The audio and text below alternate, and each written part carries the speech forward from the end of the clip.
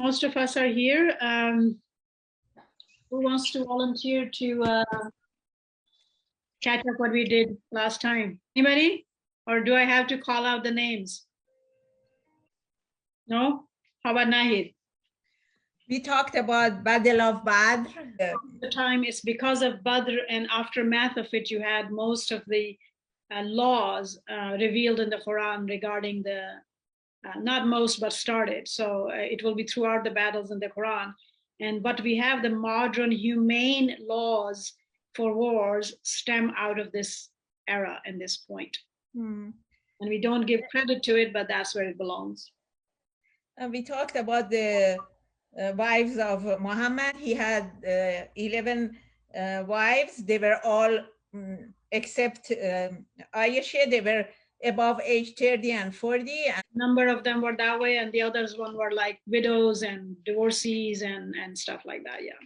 And by the time he engaged Aisha, he was 10 years old, but the marriage took place 5 years later, when that was the custom of the time, the age of marriage. And we do need to remember that even until a couple of centuries ago, women were married at their first periods. And in Judaic law, the marriageable age for a woman was 12. And Mother Mary herself was barely 13 when Christ was born. So whenever you want to teach this problem and like it's considered a problem in the world, then we must know how to back up these facts and how to defend it, right? So, yes. We talked about how value was Muhammad giving to women. He undone the bionic law, and for the first time, the women were they were inherit. Inheritance law was given. Women were given inheritance first time, first chapter of religion ever. Islam started having inheritance for women, which meant not just getting inheritance, but you actually became your own entity. Very important issue, very important point, because even in America, until 150 years ago or even later, women could not sign a contract because they were not their own entity. So they could not own. Same as a minor is addressed, actually. A person, girl or boy, in any legal societies, before you're 18, you cannot sign a contract because you're a minor. You're not your own entity. You belong to somebody else. So if a woman, even by mistake, signed anything and all that, that was found to be null and void unless her husband, father, or son or brother upheld what she did. So, so this is an amazing turning point for status of women in history, and we must remember that and defend it as such. So yeah. There is another problem. Since we are at it, they mostly bicker about it. There's one of them was his first cousin that was married to Zad, his adopted son, so to speak, but he was only 2 years younger than him, right? So it wasn't the same type of adoption as you will call an adopted son in our society. He was a freed slave, and Prophet Muhammad announced that you are like my son. So he was called adopted in that sense. He was only 2 years younger than Prophet Muhammad himself. So one of them after, because lots of times what gets missed in the among the details is that a lot of these women who are becoming Muslims are actually thrown out by their families, right? They're not accepted anymore. And so the latest phenomena, and we can run a class on that to say how far some of the Muslim societies have come from Islam, right? But the time at that time, it wasn't. I mean, there are numbers of them who are married and they became Muslim and their family is not, their husband is not, right? And so there are a number of slaves, there are a number of, because women were all dependent on their family and their tribe. So there will be a lot of these type that are suffering. Prophet Muhammad's own 2 daughters were divorced right away because he declared his mission, right? We know that. So those are the 2 that were then consecutively married to Usman, one after another. So these women were suffering tremendously. But one of the thing is that, so she was married. This is one of his first cousins, Zainab bint Jahash. And there's a lot of rumor about this issue because it actually is mentioned in the Quran as well. So she did not like to be married to Zad. And this is when the divorce issues, the legalities became turned around totally from previous times, by the way, as well. So she came to Prophet Muhammad and complained, and she said she didn't want to be married to him anymore. And I don't think they were married a very long time either. So the reason she gave was that she just doesn't like him.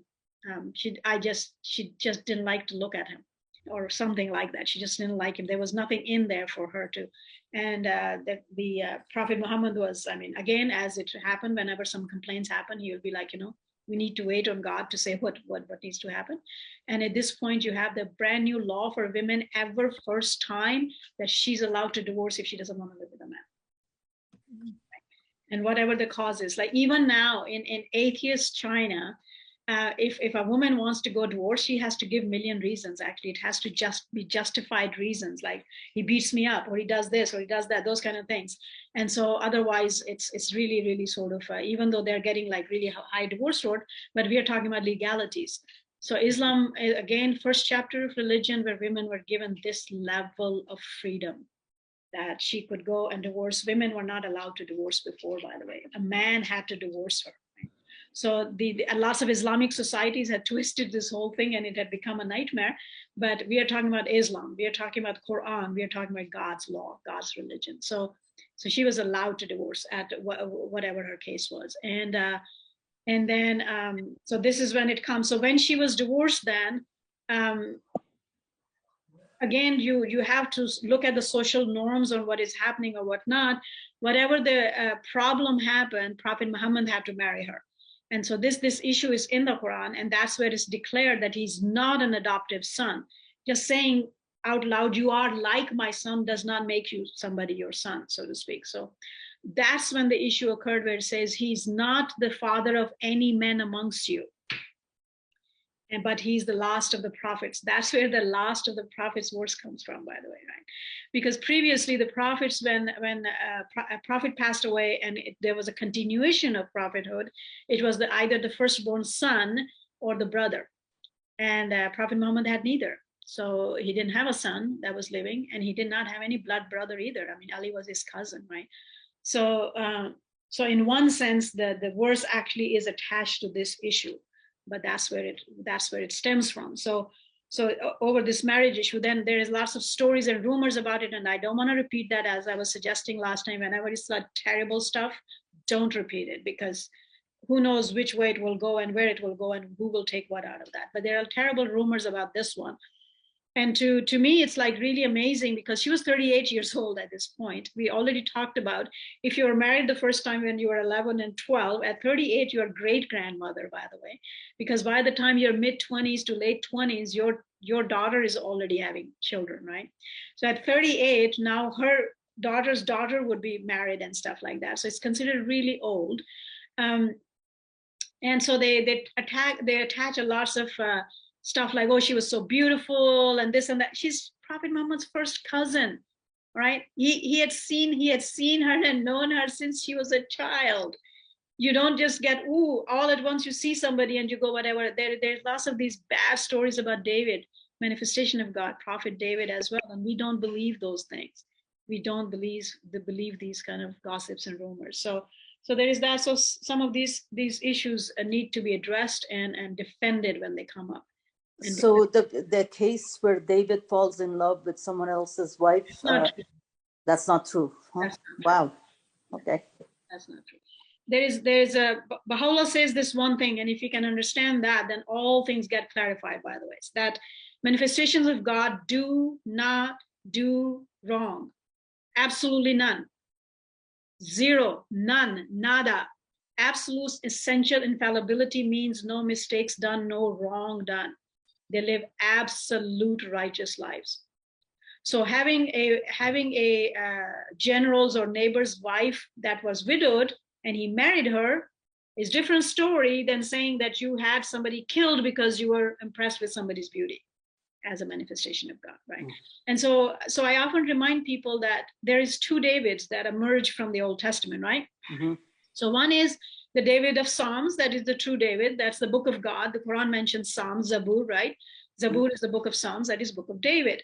You read that and your heart melts away for his righteousness and for his longing and for his love of God. These, I mean, so many attributes, but especially these, his longing for God, for righteousness, for living the right life. Psalms, to this day, even though those are Old Testament books, all the Christian churches use Psalms for their songs and singing and all of those things, right? They base it on that. It's so amazingly beautiful. And then you have David emerging from out of Kings 1 and Kings 2, which is this is recorded, so somebody's going to jump on me when it goes out. But forgive me for saying that, I called it court gossip, all right? Those are accounts written by somebody else about these people. Those are not accounts that David is talking about. Those are accounts that somebody else is talking about. And when you read these books carefully from the angle of how the Quran presents the prophets of God, and then how Baha'u'llah even further upholds and explains who the prophets of God are, then the whole Old Testament emerges in a very different light, very different light. So the one place where we really truly address and respect a manifestation of God in true sense, as it should be, is Christ. The Christian do respect him rightly, but all of the previous one owe the same respect from us that he had. That's where the difference is, right? So historically speaking, not only that, lots of historians, specifically Western historians, and unfortunately those of you, if this is going out as recording thing at some point, and those are listening, especially Christian scholars and writers, have done great disfavor by maligning Prophet Muhammad's name and his life, and a lot of times deliberately lying, because the history is pretty clear where that is. If you don't have to become a Muslim or love him, but if you are fair-minded and you're actually dissecting 1400 years ago which society he was living in, what was happening around, there are those who have done work, and they have come across and they went like, wow, he was an amazing person, even though they still didn't become a believer or anything, but they did acknowledge who he was, right? What an amazing personality that was. And we are able to get that there. They didn't do just this disfavor to Prophet Muhammad. They did this disfavor to a lot of previous prophets as well. They for some reason, it wasn't enough who Christ was apparently, and everybody else had to be demoted to some degree to rise Christ higher. And that's not how we need to look at manifestations of God. And unfortunately, it's not just specific to the Christians either. Most religious communities end up doing this. I have to announce that I had even a couple of experiences with Baha'is doing it, that they sit down and they had to put another previous manifestation down over something to raise up Baha'u'llah even farther. We don't need to do that. They are already the highest creation in the world. The first and the most beautiful and the highest, all of them. They all are that one and the same thing, right after God. Nothing is above them. There is nowhere other to go. There's no higher place for them to be risen to. So if we just stick with what their reality is, that's already most beautiful thing in the creation and in this universe. So we should drop this attitude. We should drop this attitude. And the reason... you said that the manifestations are infallible. Yes. Do you mean after they declared that they are a manifestation? Like Moses killed a man, I mean. Well, yes, but it was a manslaughter though. That man was killed in a brawl that happened, and Moses was trying to save somebody else's life whom this person was fighting with. Very different issue. Okay. Very different issue. Same as many of the manifestations are warrior prophets, right? Because war was allowed to them, defense was allowed to them. So when they go out and fight, then people would have been killed, right? People would have been killed. Right before Christ was captured, he had actually sent the disciples out and asked them to buy the swords, and they bought the swords. What was that for? Then he did forbid them when Peter ended up hurting one of the guards, and he said, the one who lives by the sword dies by the sword, right? So you have those writings, but he's not here for me to ask, why did you send the disciples to buy the swords to start with? So there are these. Baha'u'llah has a beautiful answer to all of this, and if you could just remember that answers everything, right? So he says they come and they decide what it is. Whatever is needed for your health, they'll give it to you. Period. Right. Period. So if you see that from that angle, then that's where we go. And I personally believe that this whole issue of not truly respecting accepting the manifestations of God is the one that actually darkens our own souls, because it permeates everything else we do in life as well. Rehana, do you have a question? Yeah, with due respect, we all believe that all the manifestations are on the same. But when we use this term, that Baha'u'llah is a superior manifestation. Supreme manifestation. Yes, Baha'u'llah answers that himself as well, and the guardian as well. All right. So in Tabernacle, Baha'u'llah says that this question was asked, and he says, supreme, every one of them is supreme. He says that every one of them is supreme to its previous ones. All right. We call the supreme body the supreme house of justice, the supreme Baha'i institution. Is it supreme above God and manifestations? No, because supreme means just highest. It's not highest. It's an highest Baha'i institution. And within Baha'i houses of justices, it is the supreme institution. The institution is not even above the guardianship or Abdul Baha. So it's not supreme even in the Baha'i dispensation. Make sense? But we often say this and we don't qualify it, what we mean by that. You can say the supreme house of justice. That's perfect. Because it is supreme house of justice above all the other houses of justices, local and national. Right? But the moment you say without that qualification, you say supreme institution, supreme body, what does that mean? We are not careful about these things, are we? So then wouldn't you take that same supreme that way then? Are they supreme than Baha'u'llah? No, God forbid.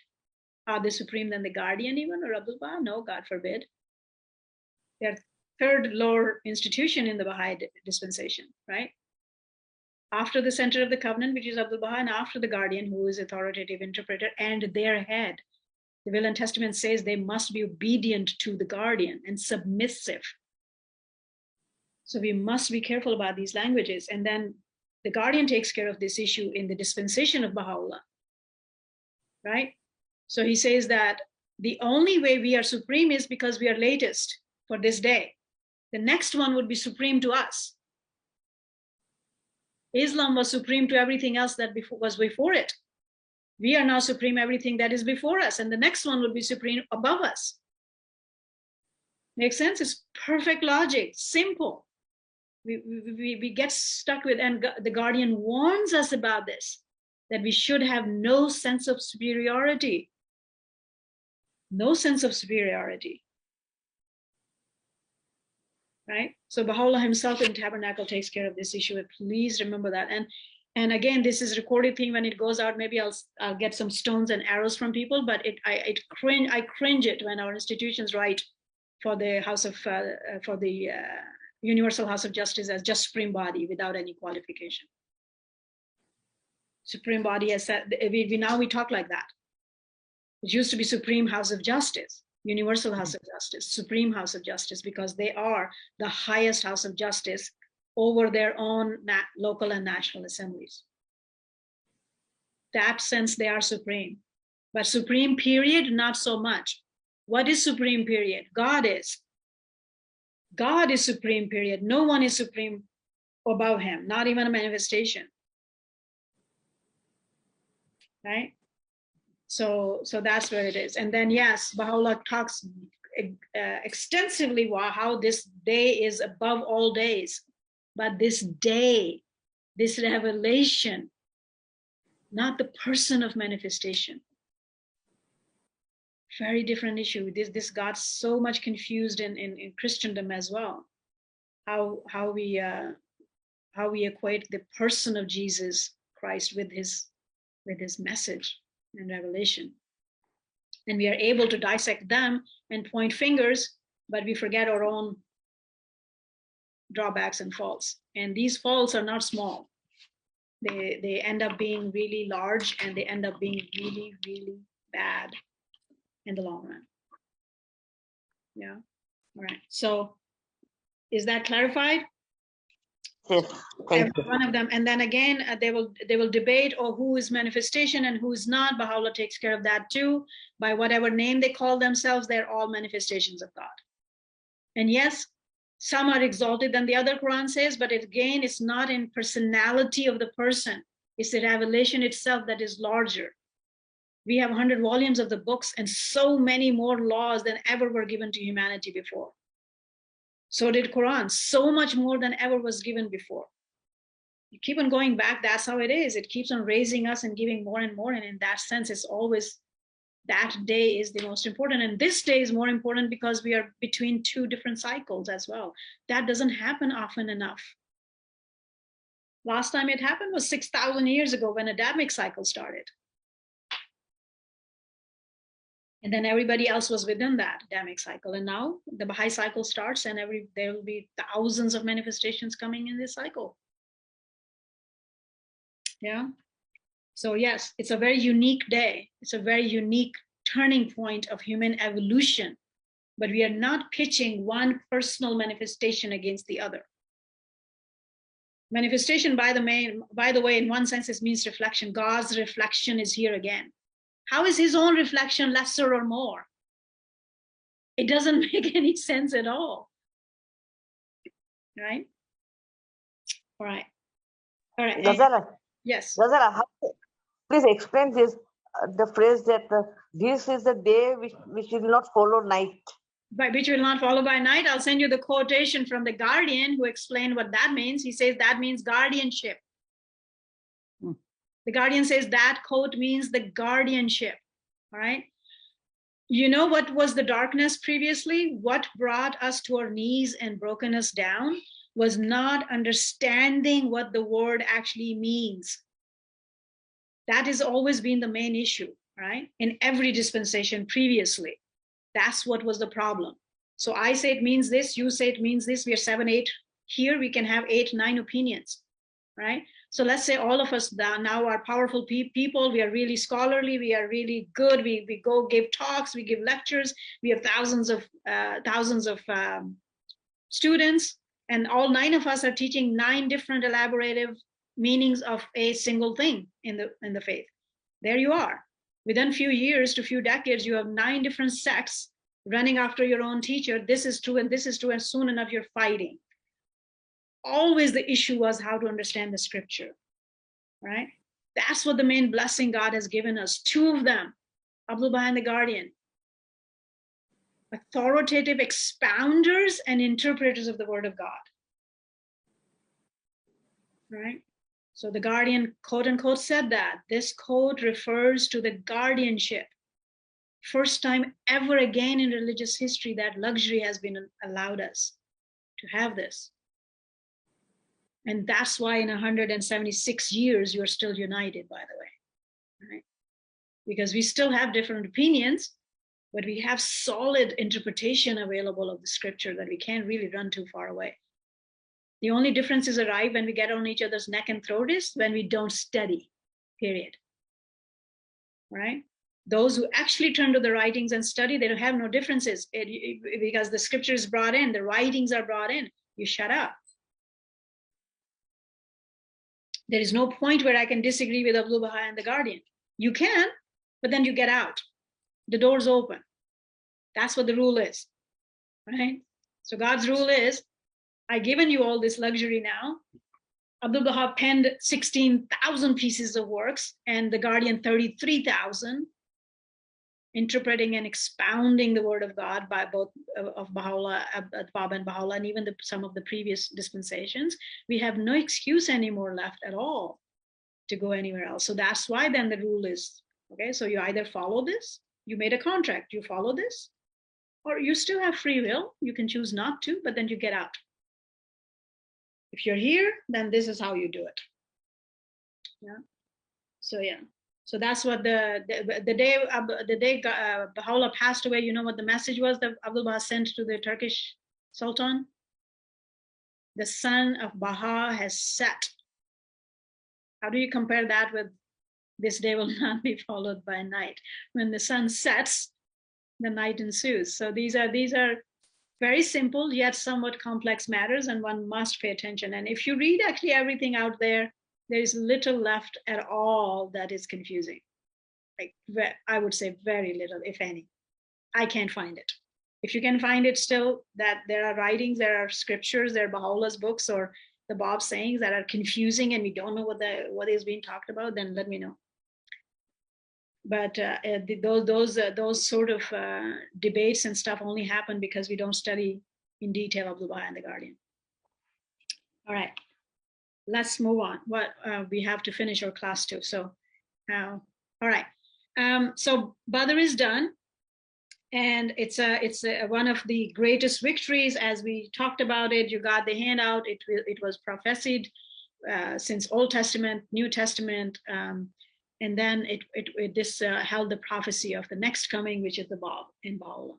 So it's a very, very important event in history, and I'm sure it will linger on to the next and next and next manifestations as well when we get there and pay attention to things.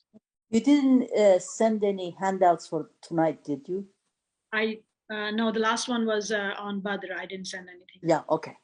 And I most probably I wouldn't until mid-August is over. I'm like, okay. I actually was sick and totally overwhelmed, and I debated to send a message to say everybody. I was like, no, I've never done it my whole life of teaching, so I should just suck it up and do it. But I'm a little behind. So, all right. So then this, however, would have some other side victories come their way, but at the same time, a lot more atrocities. And you can see if you are cognizant of human nature, it's very easy to sort of understand. So the victories are coming from those people who were still sitting on the fence, right? So they saw now Muslims living among them. They saw their transformation of these people. That's what is causing people to become. But then some of them would be still, like hundreds of them are still sort of what we call sitting on the fence, not really sure about where to go. Lots of those started coming into the faith, so what we call entry by truth, so to speak, after Badr, because to lots of those people, this was a confirmation where God stood, right? So that this had to be the truth. So there was that. However, because of this victory, all of those now, the whole of Arabia is alarmed. Everybody's alarmed. And those who are against them, those who are jealous, those who are enemies, they are terribly alarmed by Muslims and Islam at this point, because so far they were saying, oh, okay, because they ran away, or they are this, or they are that, right? So when little things started happening, okay, because Muslims were not even allowed to retaliate before this or defend themselves. So all sorts of excuses would have been garnered for those people to say why they're still spreading. But now that this thing has happened, and of course, and Quraysh themselves are more and more inciting some of the local leadership of the Jews, who were against this, but somewhat stayed quiet, even though they were signatory to the constitution. They got really, really worried about this Islam stuff. And one of them will go all the way, but he will travel shortly after Badr to Mecca. He was a famous poet, Ka'b bin Ashraf, and he will go to Mecca, gather the leftover, their leaders, and have them swear that they will not rest until they kill Muhammad and all the Muslims, or get them out of Arabia somehow, right? So they're like doing an active campaign, because and again, this is one of the other reasons, by the way, Baha'u'llah has warned us about to see with thine own eyes and not with the eyes of anybody else. That does not mean we don't learn from each other, because the same Baha'u'llah says, do this, what we are doing, hold classes, learn from each other, right? So what does that mean then, right? So, but if you don't study yourself, if you don't investigate yourself, you wouldn't know what my merit is, right? So you put yourself in danger, and you put myself in danger. So we all should go. If you all study, we still learn so much from each other, and there is so much more enjoyment, because then you really know where the merit of a discussion or any study is, right? So we are warned about these things. So because we follow leadership, human beings are built that way. Somebody you like, somebody you love, somebody's more eloquent, somebody's this and that. Without checking after, you just start following whatever they're saying. We already are doing that too, by the way, all right? So then common population is then acting up. If your top leaders are going and selling his name now and giving speeches and writing poetry against Muslims, against Islam and against them. That's where this, to this day, 1400 years after, you have these stories about, right, about him that are wrong, about his wives that are wrong. And so these things have life of their own and people follow these. So the common people are abruptly now retaliating and stuff. And these are all citizens of Medina, right? So lots of trouble is ensuing for Muslims right away, right after Badr. The 2 months after, barely 2 months after Badr, Abu Sufyan will take another 200 riders, and they will actually arrive all the way to Medina in the middle of the night. And they try to embark with one of the Jewish tribes, and one of them refused them admittance, and they went to another leader, and he took them in. This is espionage. This is treachery, and even in today's world, right? So to this day. So let's say America is at war with somebody, or India is at war with somebody, and you give room and quarter to the enemy who has come to knock at your door, and you hide them. Guess what would happen to you next day, right? And that's legal stuff that will happen to you next day. So they come and they get whatever information they needed on their way out before the sun rose. They left and they burned some of the Muslim fields. They burned some houses. They killed a couple of people. And so the security situation has gone even much worse after this than it was before. Several other issues started happening. Some of the Confederate tribes that are with Quraysh, they're doing the same kind of stuff. And Puffy's here.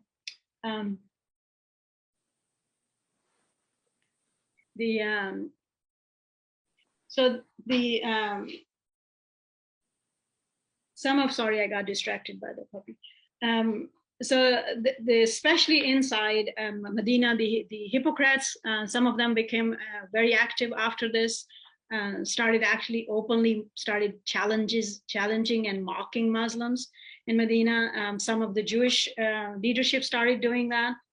And some of them started inciting to reignite the hate between Aus and Khazraj, the two pagan tribes. Major numbers of them are Muslims at this point, but of course we know from our own lives that we don't forget history that easily, and your animosities linger on for a while, even if you kind of cover them up. So at one point they are gathered, these both two tribes, and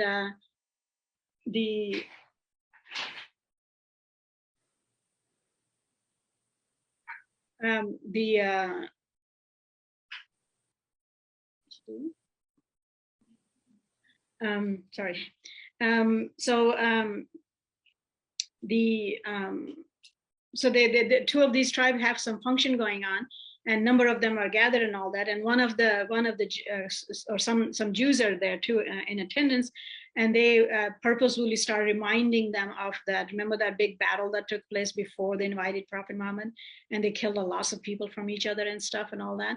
And so they started reminding them of those issues in such a way that the passions rose again and all that, and they went so mad at each other they actually drew swords.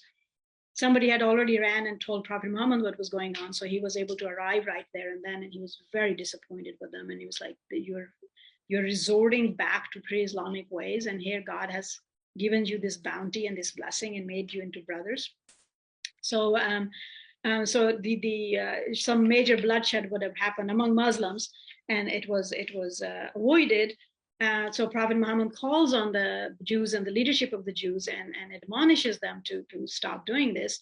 And they've been consistently at it, right? And during this time, Prophet Muhammad consistently will tell the Muslims to just be patient, be patient. And they will openly mock the Prophet. They'll mock them, incite them, and they were consistently told that it's okay. And one of the Arabs and one of the Jew ended up having a fight once because he said Moses was better than Muhammad and so forth and so on. The Arab and Muslim ended up saying something the opposite. And again, case was brought to Prophet Muhammad, and he says that Moses was definitely a superior manifestation, and he was my uncle, right? So he was my uncle. And So he will consistently teach the Muslims to be patient, to just put up with this. And then, so some of these then now more and more aggressive ways are happening.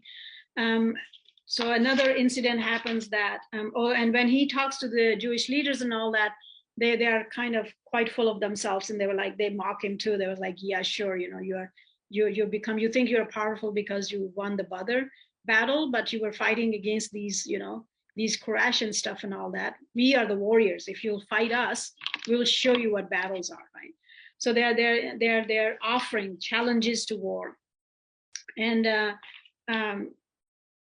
so another incident happens where I think this was kind of a lost straw, so to speak. A Muslim woman goes to a Jewish shop, to a shopkeeper, and she's buying something.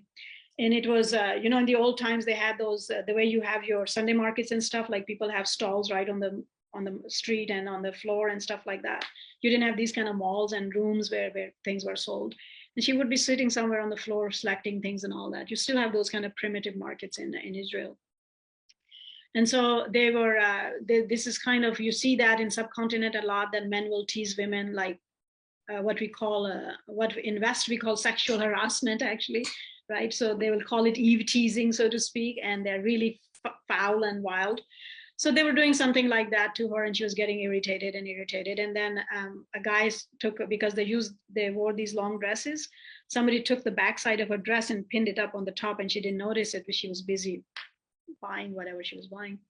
So when they escalated their behavior to whatever they were doing, she got too annoyed and she got up to leave, and she got totally exposed because her dress was pinned up. And in her grief, of course, she screamed for help. And when she screamed for help, a Muslim was closer by, came running to her help, and with drawn sword, and the shopkeeper got killed. And because the shopkeeper got killed, the other few Jews that were there, they drew their swords and they killed the Muslim and killed the shopkeeper. So here you are. So at this point, again, by the time the news reaches Prophet Muhammad, remember, he's not Prophet Muhammad for them, but he is the magistrate of the city. He's the top executive. So he again sends for the Jewish leaders and says, and they say, no, come fight us. We'll fight you. So they mock him and says, okay. So he goes home, gathers a couple of hundred Muslims, and they actually march to the tribe, and they besiege it. It was besieged for about 2 weeks, and then the Jews said that they wanted to surrender on the condition that they should be let go from Medina, that they will move out, and nothing should be taken from them. They will move. They will take whatever is theirs. And Prophet Muhammad said yes. Now, remember, according to the Constitution of Medina, which all of these people are signatory to, the Muslims are ruled by Muslim law, and the Jews are ruled by Jewish law, and the pagans are ruled by pagan law. So does anybody know what the law of rebellion is, how the rebellion should be quenched in the Old Testament, in Deuteronomy, is the main book of laws, or Torah? Anybody? I'll read you. There are a few verses on this. I'll read you some. Here is Deuteronomy 20:10-14.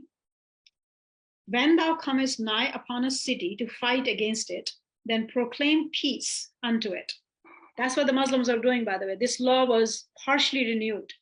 That's why when somebody was fighting them, you offered them peace, to come to God, to accept this. If they didn't, then do this. If they didn't, then do this. And if they didn't do any of those, then fight them. But the last laws were changed, and note what laws are changed in the Quran and how merciful that is. So, and we are not pitching this battle against Old Testament, by the way. I keep on saying that. Please remember that, all right? So when you read this, you must know how bad the outside society at that time was, that these type of laws were necessary, right? So we are not pitching a comparison of, as both of these are word of God. So that was then, and then he moved us on and evolved us, and now it's this. That's how we see previous dispensations, all right? So, and it shall be, offer them peace, and it shall be, if it make thee answer of peace, and open unto thee, that all the peoples that is found therein shall be tributaries unto thee, okay? So this thing of Islam is mocked that, oh, they are these three things. They ask them to, become taxpayers. This is in the Old Testament, Deuteronomy, first 5 books of Moses, right? That is the oldest books we have in hand, by the way, right? From Genesis to starting that. So, unto thee, and they shall serve thee. And if it will make no peace with thee, but will make war against thee, which they have already started it, now you're offering them peace and they don't want to take the peace, they want to fight, then thou shalt besiege it. Besieging is different than armies standing up next to each other and fighting, by the way. It's a specific type of condition we're talking about here in war. Right? Besiege it. And when thy Lord thy God hath delivered it into thine hands, thou shalt smite. Thou shalt smite every male thereof with the edge of the sword. Wow. Deuteronomy 20:10-14, right? With the edge of the sword. But the women and the little ones and the cattle and all that is in the city, even all the spoil thereof shalt thou take unto thyself. And thou shalt eat the spoils of thine enemies, which the Lord thy God hath given thee. There are a number of other verses. In one of the places it says that after this is done, and after you have killed all the male children, all the male, and you took the women and the children and the cattle and whatever you find in the city out of it, before you leave it, sow the salt in the fields that no civilization will grow there for a while, because these people rebelled against God, against God's people, right? That's how harshly rebellions were done. And out of these, as we said, the older generations and civilizations did exactly that out of the war. Now, Old Testament was not telling you, don't take this the other way around. Old Testament was not telling us to take these women and rape them. That's not what it was. This was actually a mercy. The women should be spared because they were not fighting. Children should be spared. They were not fighting. Even in the Old Testament, it was not allowed to you to just take a prisoner of war like this and use her in whichever way. The Old Testament actually enjoined upon you to watch her, and if she accepts your proposal, then take her. Don't force her for anything, right? So, by the time of Islam, and long before that, what the Romans and the Persians and what everybody else was doing was, yeah, whoever was fighting were killed, and there was plunder and rape to the highest degree. Right? So, if Prophet Muhammad was not merciful, which his title is, the Rahmat, mercy to the mankind, then that's what their end should have been, because that's what they did. They rebelled against their own constitution and government, and they were offered all the ways and peace several times, and they refused it, and this is what their end should have been. But when they said, let us go with everything, we will move out of here, we'll take everything with us, he says, fine, go. And so they left. So this tribe left Medina. But this end will happen to later, so keep that in mind. And again, that's what I was initially saying, that when you're seeing any of the scriptures, then study the history in context to see what was happening before. Only then you know that now this word of God in the Deuteronomy is supposed to be mercy. Then you can imagine what was happening before that. Right? What were we doing to each other before that? That this was mercy, right? So yeah. So then this is a major event after Badr. This excites the two other tribes actually even much farther in the wrong direction than it should have been. And so they start. Some of them start even traveling farther and inciting and contemplating the murder of the Prophet himself, and we'll see this escalating with days and months and weeks.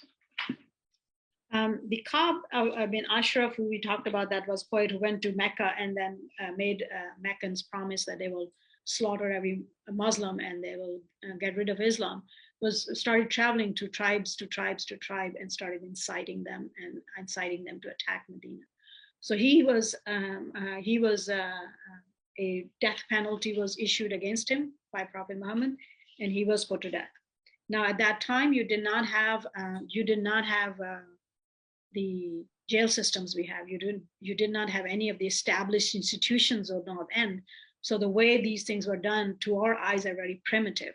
But some of the enemies bicker about this too, and call it as if this was some kind of wrong assassination and stuff, but that's not true. So when this news went out, the major Jewish leaders actually came and complained to Prophet Muhammad that he was put to death, and he was one of their leaders. So his rap sheet was brought in to what he was doing, of all the treachery and espionage against his own city, and they went quiet, and they actually signed and re-signed the Treaty of Peace again. Those leaders. So if we dig up history properly, we can see what is going on about running after. One of my guidance for myself and anybody else who's asking is that has been given to us historically is to don't go to the enemies to learn about anybody's faith. Right?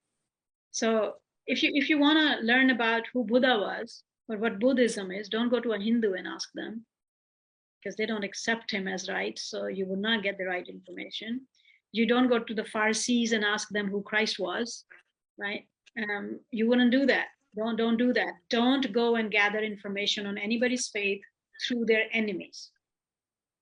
Don't do that, right? So go back to their books, go back to their own history, go back to their actual books. That's what the Guardian has asked us to do here, right? Study Islam anew from the perspective of the Quran and truth and unbiased truth and reality, right? Because the unbiased truth and reality and the actual books are very different than what you hear from those who hate some faith. So don't go there. So for me, if some historian is writing from that angle and I see 2 lines of it, I throw the book away. I don't read it anymore. If I go away, I just don't want it.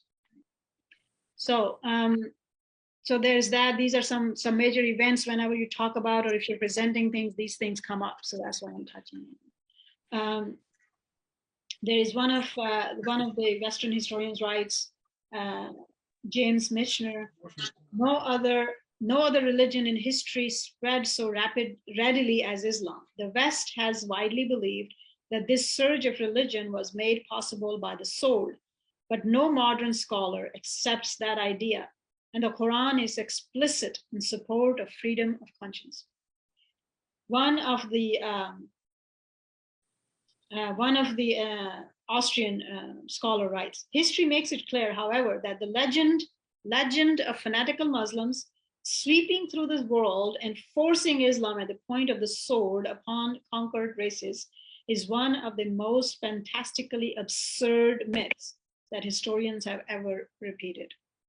This person actually investigated Islam so much that he became a Muslim himself later. It's his Quran that I promote everywhere that he translated. Sorry, Ghazala, you said James Michener said the first one? Yeah. That the famous novelist, I think I'm reading his book right now. Yeah, The Misunderstood Religion. Yeah, okay, cool. Yeah. Good to know. Yeah. All right. So now remember the Quraysh had promised that they will avenge Badr. So they had done that 200 people thing march. They actually marched another time with a large number, but they came to a point and then left back to Mecca because some major famine was happening and they were quite distressed. During this famine, actually, Abu Sufyan comes to Medina and asks Prophet Muhammad for help, and he sent them help, right? So they hate him and he's all that, but they did see him as a trustworthy, generous, and merciful man at the same time, right? It reminds me of the story of the governor of Akka that was bent on killing, putting Abdul Baha to death, and then he was let go of his position and all that and everything. And a little while after, he actually sent a message. He needed help, monetary help, because he was so distressed, and he couldn't ask because he was let go from all places in Turkic Sultanate, and so Abdul Baha actually sent him help. So here are these things happening. So here's that same one of the European historians that writes about Ka'b bin Ashraf's the death penalty, by the way. The reason is almost too obvious to need explanation. This guy himself was a Jew, by the way. He started investigating Islam and becomes Muslim later.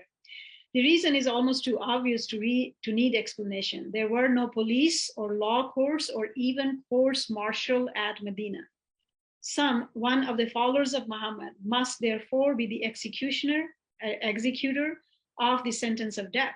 And it was better that it should be done quietly, as the execution of a man openly before his clan would have caused a brawl and more bloodshed and retaliation, till the whole city had been mixed up in the quarrel. That's Stanley Lane Hall. All right.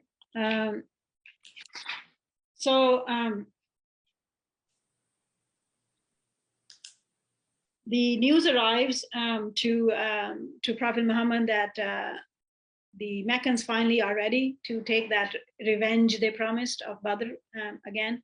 This is almost exactly a year after. So this is now, and several major battles have taken place in between, by the way. I'm not going through all of them because it gets, for our short class, it gets confusing and stuff. So we are touching on major events and stuff like that. But as I said, average almost every month to every 2 weeks, they had soldiers running around this way or the other trying to defend themselves. It was between this time too, when around this time too, when Muslims actually started policing the area, and that's what brought all the robbers and robberies and all of that Arabia was so famous for to the end, and made it slowly, very fast, but slowly into a peaceful country. So Abu Sufyan is marching with an army from Mecca. The news arrives, and Prophet Muhammad gathers again, as usual, the believers and the leadership for consultation. And he tells them that the best way he thinks should be done is that they stay in Medina and fight from inside, to let them come and besiege the city and fight them inside rather than going out to fight them. So some of them ask him why he thinks of that. The leader of the disaffected, the hypocrites, he was very much in favor of this opinion as well. So they asked him why, and he said he had a dream. Prophet Muhammad said he had a dream, and if they went out to face the enemy, the outcome would not be great, and there would be losses. He even told them that he himself would be injured, and some major one of them will be killed, and this would not be good for Muslims. And so the main ones, the main companions, the wise ones say yes, of course, and so they agree to that. But the younger side of generation, and they are so full of, as we mostly are when we are young, right? It's like you're beating your chest and you want to. So they're so proud of how they had, what their Badr results were and all that and everything. And they're getting this name and fame everywhere. People are, coming Muslims because they had this victory. They want to sit home. They say, we don't want to sit home and fight it that way. It's like, people will mock us. We need to go out and meet them. We beat them then, we'll beat them again. The uproar is such that Prophet Muhammad says, fine. So he accepts them, and he asks them to go home and get ready then, and they're going to march right away. So he goes inside his own room. His room was adjoining with the mosque we already talked about, right? And comes out shortly after, and he's wearing his, he had some armor by now, and he's wearing that, and he's carrying his sword and a helmet, and they'd never seen him in that sort of, remember he used to avoid to be in these kind of situations. And they see him and they really regret. And so it's like, okay, fine, maybe we can go back and do your idea. And he says, no, now that I've girded up my loins, I have to fulfill what decision was made. The prophets don't go back on their decisions. It was quite a telling sort of event, actually. So they march out with the hypocrites, go out with them too this time, a number of them, almost close to 300 of them. So there are 3,000 Meccans marching out. There were 1,000 at Badr, remember? 3,000 marching out. They actually spent the caravan we were talking about, that they made 500,000 dirham or something like that. It was a big earning for that thing that they looted from Muslims and stuff. And they, because of Badr, remember the caravan would arrive Mecca by the time Badr ended. So they put all of his profits in a deposit, and they promised that they'll use that to avenge their Badr at that time. So they used all that money now, and they're coming with some real pomp and stuff. So they have 3,000 soldiers, 200 horses. They had 100 in Badr, They had 3,000 camels, and pretty much everyone was in armor. So the Muslims will march out with 1,000, but the hypocrites will desert them, and before they will reach the place, they will actually desert them and just go back. And so they lost 300, so they were left to 700. So now 700 to 3,000. So the ratio is still, give or take, a little worse actually than they had in Badr. They still only have 2 horses, and they had some more. They had some more camels though. And so they will arrive, which is very famously called Uhud. It's a name of a mountain. It's a place name. Badr is named after a place, by the way, where the battle was fought, and so is Uhud. That there is a city where Badr was, and I don't know if there is something of that scale at Uhud. And again, both of these places are the distance from Medina, on the road towards Mecca. So when they arrive there, there is the battle lines are that the Uhud is like a rising hill, and Prophet Muhammad has his army on the side of that, and then there is a ravine there, and there is another mountain on the hill sort of stuff on the other side. So he used to like actually strategize the battles always when he was with them himself. And so they line up. He puts now, because they have 200 horses, the enemy has, which means they're much faster. That's cavalry. Muslims have none. They have only 2 horses, so they have no cavalry. They're all on foot. So so he sees that ravine could become a problem, because because horse is faster and stuff. So if they could cut through, they could actually get on their side and the back, and that would be a disaster for them. So he places 50 archers, Muslim archers, on the side of that hill. And their orders were very stringent, that they were not to leave that place until he himself was to relieve them from that duty, no matter what happens. But now, because they are on a higher ground, they will be seeing a lot more of the battle. So he tells them that even if you see us being killed and slaughtered, don't come for a rescue. Do not come for a rescue. You stay where you're told to stay.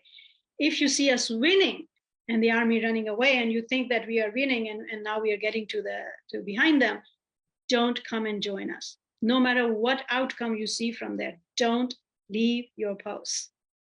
So the army would arrive, the same sort of story, right? You have champions fighting, almost 5 people are down before the major battle ensues with archery, and then hands-on sort of sword fighting. After Badr, a few things happen that maybe most of you know the name of Hind. She was Abu Sufyan's wife, a terrible, bitter enemy of Islam until she became a Muslim herself, of course, later. It was her father and brother that was killed as champions in Badr, among the first 3 that got killed at the hand of Hamza and Ali. So she had vowed that she would have Hamza killed and drink his and chew on his heart and drink his blood. So that was her vow. So she had actually hired a black slave who was very good with spears. And so she promised him his weight in silver and freedom if he could spot him out and kill him in the battle. Now remember, even in the war, this kind of stuff is considered murder, by the way, because you're not getting killed in a general sense of fighting. You're actually picking out people for these kind of things. But nonetheless, so she had that. She brought that slave with her. And so they came with a lots of those kind of rancor and revenge problem. What is really interesting to me is that Muslim did not incite them to bother to have this kind of anger and revenge. They came and incited Muslims and got killed in the end. So it's really sort of a strange thing. Anyway, so when the battle starts, the Muslims have given them a real good push, and same kind of results happen as happened in Badr. The army got uprooted, and their lines broke, and they actually got panicked, and they started breaking and retreating.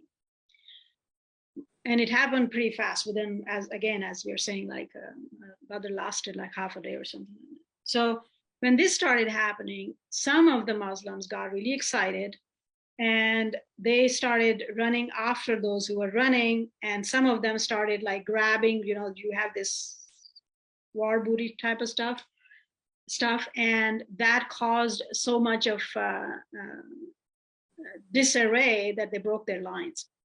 And when they broke their lines, those archers that are standing up there, who were told that no matter what happens, both of these events were told to them, whichever happens, you are not supposed to move from there. They run down from there to think that, oh, the battle is won and everybody else is getting the booty and we will be left behind. So most of them come running down. I think only 9 or 10 were left up there. Their leader, who was screaming at them that, you know, your orders were this, don't go, don't leave, stay here. They're like, ah, you're just worrying too much, we've done it. In all of this chaos, that's when the black guy, the black slave, was able to spot, and he killed Hamza, and a number of other big names in early Islamic history were killed in this battle. Or a very first pioneer would die in this too, will be a martyr. Musab, remember, the one who was sent as very first request from Medinans to send some deepened Muslim who was a young man, and he was the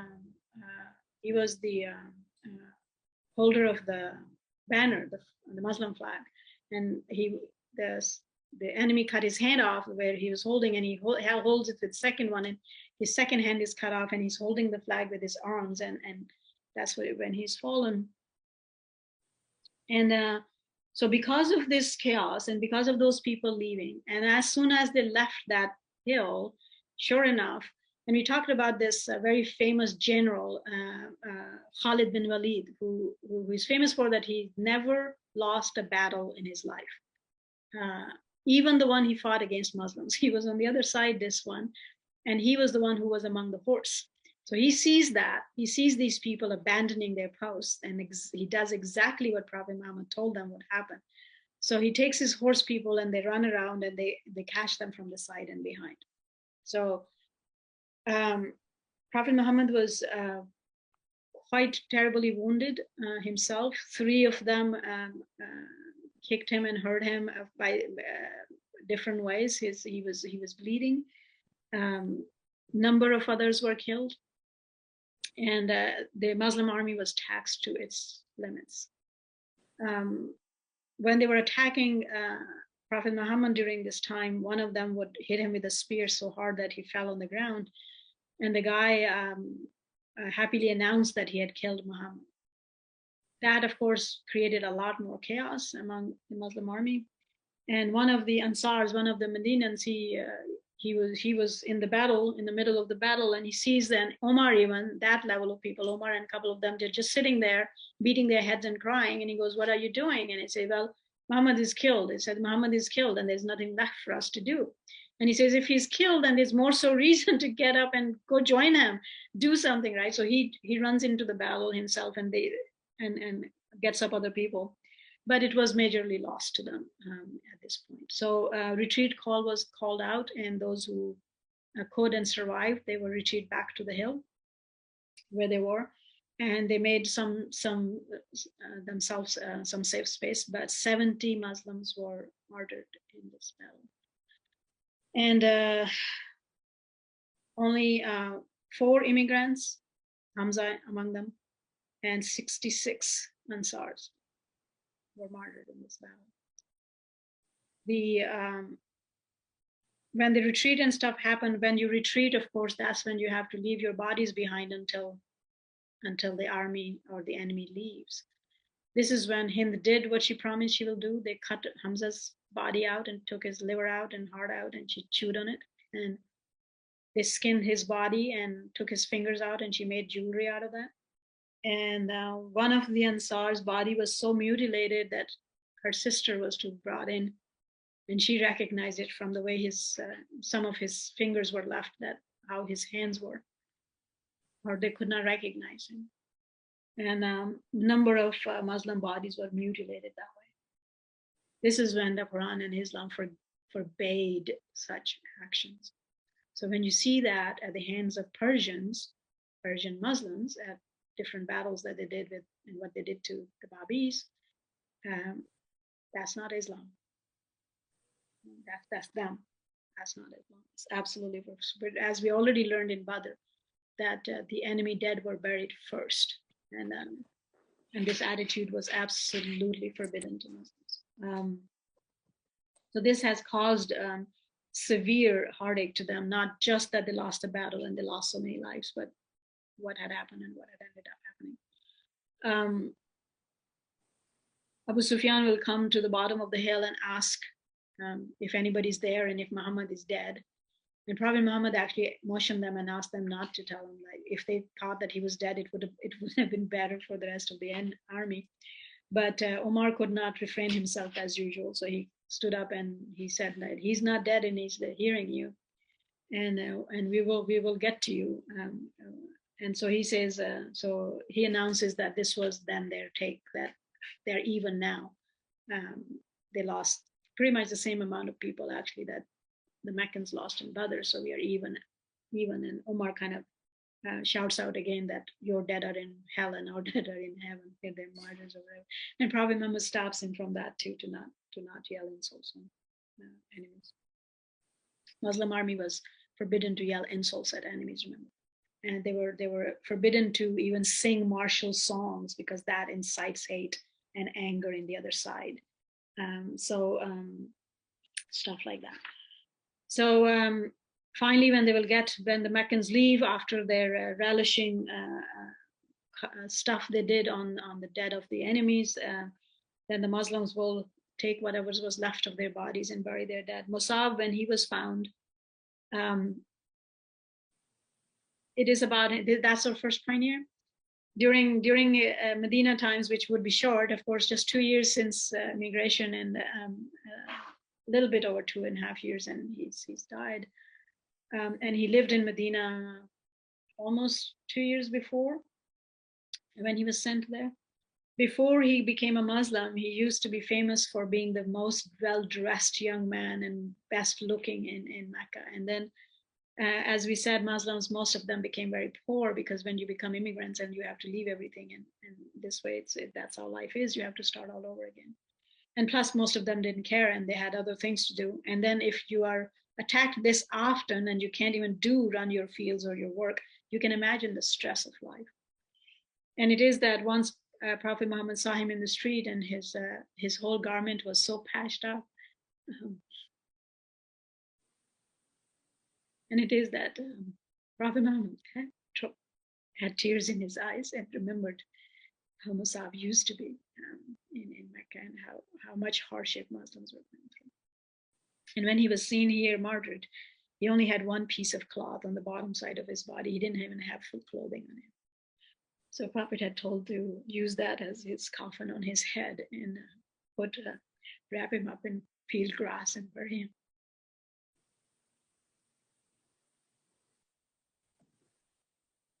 When they finally marched back to Medina,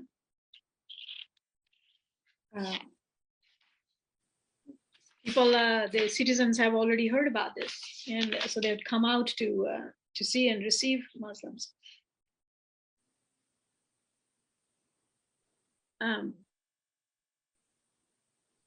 They were having, at this point, they were having Prophet Muhammad ride because he was so injured.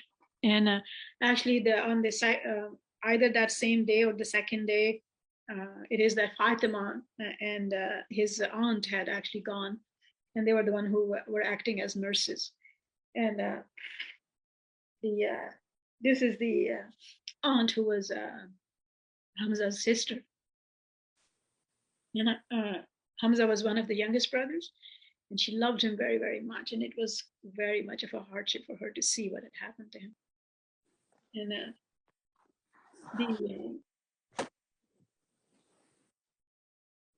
so they approached Medina, and the people are coming out to receive them. And one of the women comes running up to the first party that approaches, and she asks them. She says, "Where is Rasulullah? Where is Muhammad? Where is Prophet?" And the guy answers her to say that your father, your brother, and your husband fell. They were martyred in the battle. And as if she didn't hear it, and she goes like, where is Prophet Muhammad? I asked you, where is Prophet Muhammad? Why wouldn't you tell me where he is? And the guy repeats again what he said, and she says, yes, but is Muhammad okay? Is the Prophet of God okay? And they said this, so they motioned to him, and that he was riding in the distance. And so she sees him, and she says, if as long as he's alive and safe, everything is okay.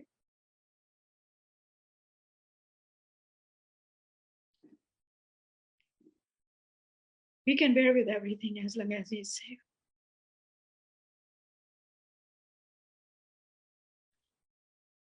Saad bin Muaz, one of the leaders, his own brother fell. He was a martyr, and so he brought his mother, old mother, to Prophet Muhammad because in those cultures you still go when somebody dies or this happens, you go for condolences to each other's homes, and she too says that it's okay as long as he lived and he's safe.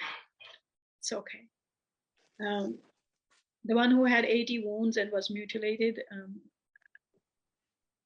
there was one, and there was another one who they were finding that where was his body, and he was on his last breath in the field, and he left this message for them to prayed for Prophet Muhammad, that he will have the highest heaven granted to him by God for all of his love that he's given to humanity, and warned Ansar that they should save him and they should help him.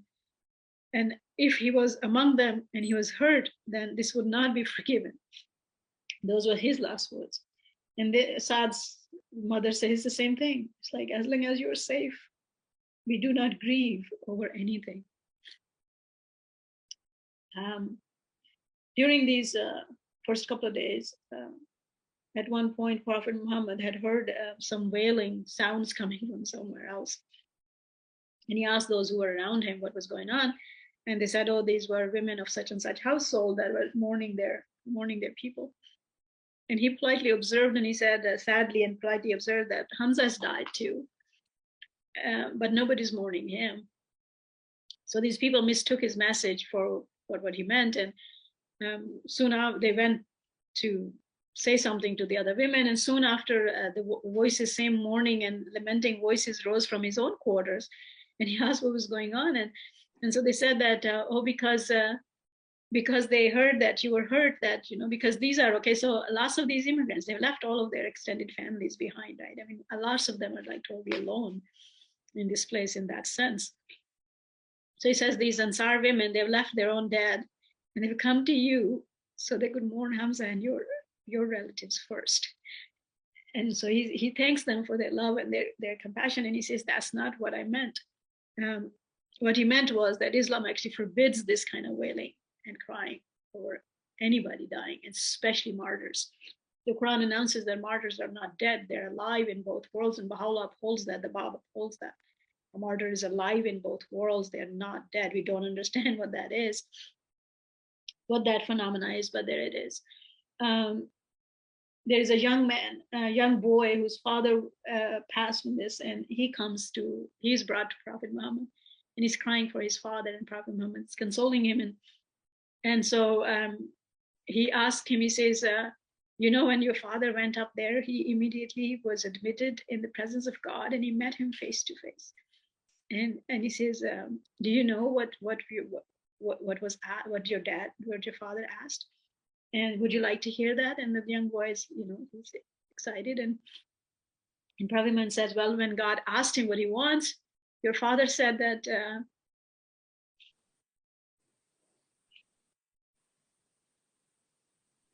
he wanted to again come back. He wanted to come back. He says, your father said, I want to go back and fight in the path of God's faith again and lay down my life again.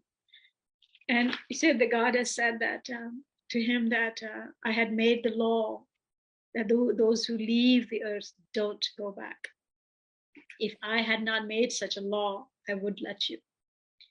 And you see, Baha'u'llah talks the same thing. And he says, there are those who have gone and they yearn to come back to help the path of God, because that's what help to humanity is. And he says, you're here.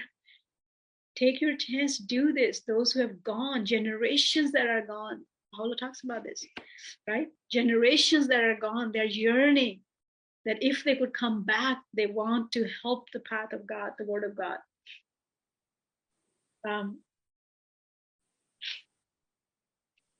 I had not seen anyone who does not have their heart and soul laid down in love for you that is loved back this way, by the way Prophet Muhammad was and is. It's amazing. I mean, I think, I don't know, I told this story to this class or the other one, but when I used to read as a child that they would persecute him and they torture him in Mecca. And I remember this particular one, that woman that used to throw garbage at him, and she would throw thorns in the street so his feet will hurt when he will walk there. And she will almost do it like daily basis. And I remember I was just a very small child, and I cried reading that. And I was like, and I never understood from a very young age why people do this. Like, he wasn't asking them to give him something. If anything, he lost everything. Same for Christ was one of my favorite manifestations from a very young age. And I never understood why would they do that to him. It's like, why would you kill somebody who tells you don't lie? Why would you kill somebody who tells you to be good to your neighbor?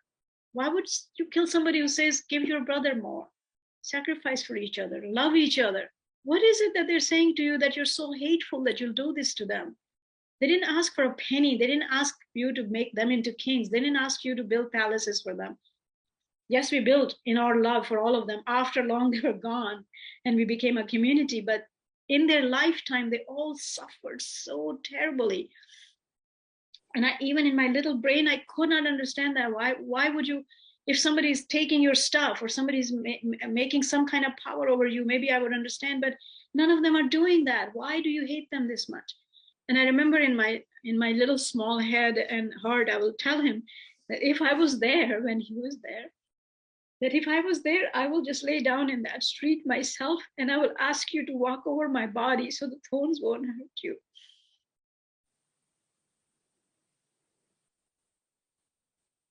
And I remember some friends or cousins, I don't know, heard me because I used to talk to God out loud in my prayer. And somebody laughed at me because I was very, very skinny and bony. And they said, well, that wouldn't help him because, your bones will poke him more than the thorns. And so if you lay down and he walked on you, that wouldn't help his feet at all. And that didn't disturb him. I was like, I remember to this day, I immediately said, well, I'll ask him to walk on my tummy because my tummy is very soft. There are no bones in there, right? And yeah, so I used to pray all my childhood that I used to ask God to allow me to be there when Christ comes. And I used to promise him, I was like, this time I won't let anybody hurt you. And I see them here, you see yourself there in these people. What a blessing to be there in their lives. Well, I wasn't granted that. I born 150 some years later. And the manifestation, but in the Psalms of David, he waits for the Lord who will be praised over and over and over again. Muhammad means the one who is praised. And he longs for that. He longs for the Lord to come who would be praised, when this would be.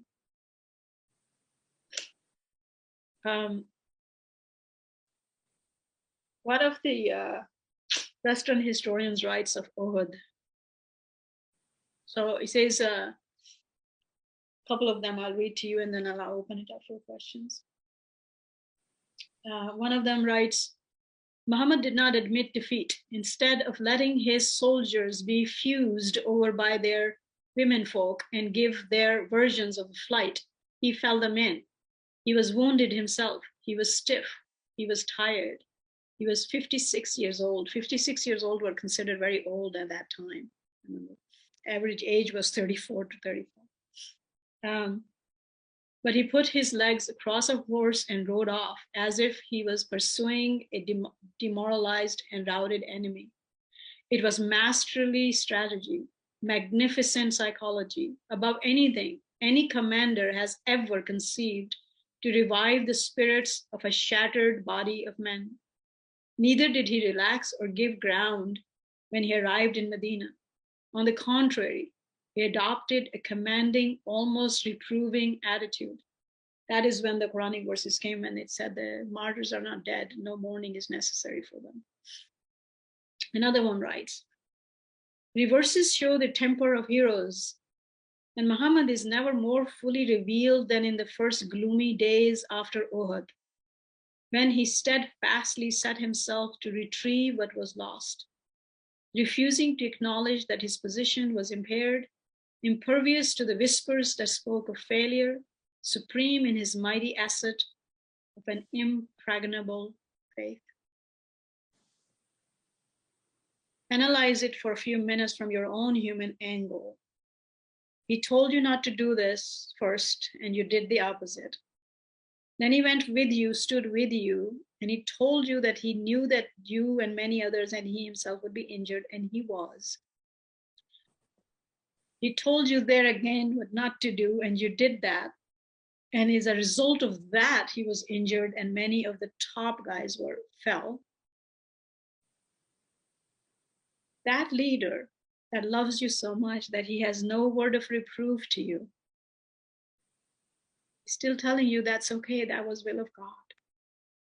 It's all right. We lose some, we win some. If it was my mother or some other people, right, I would have been getting smacked in the face for not listening and what I did, and look what had happened, right? Look what had happened. And who's blaming who and what is going on? He did none of that. Who would not love such a thing? It's so unique, such a strength and love to be able to do that sincerely. This had, I think, one of the greatest effects on Muslims, and many other writers accept this. Even as a child, when I was reading that, and I never read any of the writers, that's how I felt. I was like, whoa, I will never break your word again, even though I wasn't there, but you feel like you're there, right? Like, even as a child, I was very young when I first learned about him and first Islamic history. I'm very grateful to my dad. We should do that to our children. Baha'u'llah really enjoys that. It inculcates such love inside that never leaves you, right? And I reading that, I was not even double digits yet, and I told myself, I was like, wow, why would you ever not be obedient to the word of a manifestation? Look what happened. And this did teach Muslims. It's like Islam means submission to God, right? Submission to God. And it did teach them at large. We do see people breaking and people this and that, but first of all, their dispensation time is over, and even now at large, they are obedient if they know what they're doing. If they're not, it's a real core element of Islamic society at large. And this thing would have taught them. This is the only battle they lost actually during his lifetime. But it had such an effect. It's like, yeah.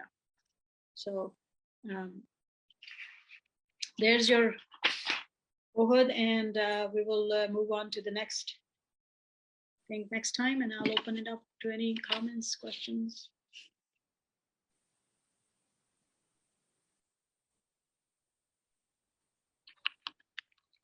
It was said that Islam was from the beginning. What it means? Sorry? Islam was from the beginning. Islam was from the beginning. I'm sorry, I don't understand the question. From the beginning, Islam exists before. Yes, submission to God always exists. With every manifestation comes, the one who actually acquiesce and submit to that message are Muslims, is Islam. Islam, the word salam means peace, and it's the same root, but Islam does not mean peace. Islam means submission to God. So Abraham submitted to God. Whatever he was asked, he did. Therefore, he was Muslim. Moses submitted to God. When message came to him, he did what God asked him to do. So therefore, he was Muslim. So that's why the Quran calls all previous generations as Muslims. Not that they were having Quranic laws at that time. The laws of the Quran are for that day and age, for that dispensation. But submission to God is required. And we are asked, what is the greatest covenant? We have two covenants, right? Our covenant is the lesser covenant. The Baha'i covenant is the lesser covenant within this dispensation, about following one God and manifestations and the institutions and so forth and so on, and living a righteous life. That's Baha'u'llah's covenant with us. God has a mightier covenant, that is Abrahamic covenant, that is covenant of all times, which is what? That he had created us. We are his children. He has put us here in this earth. We need to learn. He will send the teachers. He promised us that. He will send us the books and the teachers, and we must obey. That's the covenant he says, created when he created us. Baha'u'llah talks about that too. And we often kind of go like, what does that mean? He goes like, remember the morn when we were all gathered and you covenanted. You covenanted, and now you don't remember anything and you don't follow anything. So God says our covenant with him, mankind, is that he will raise us here. He'll show us both the wrong and the right path. He will teach us that. He'll send us teachers. That's what the message is.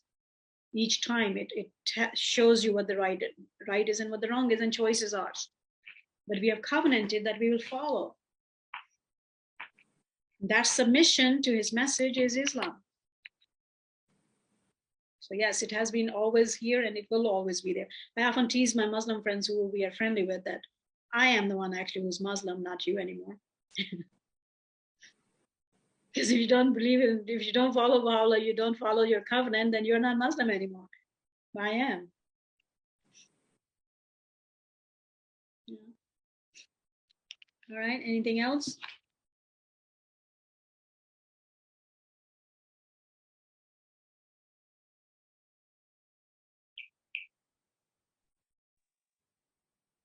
Yeah, one quick question. Yeah.